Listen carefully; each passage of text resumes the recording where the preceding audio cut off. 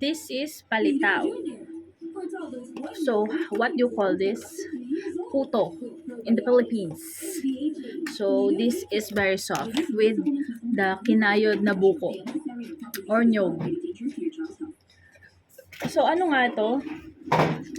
What's the name of this? I don't know the name of this, but let me try. Let me taste.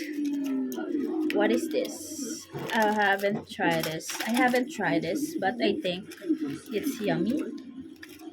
It looks yummy, but I don't know yet. Ito na yan.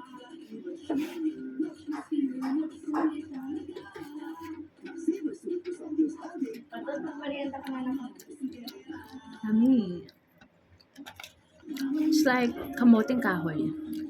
It's not so sweet, but a little bit soft. It's like a biko. You know biko is? Comment down below.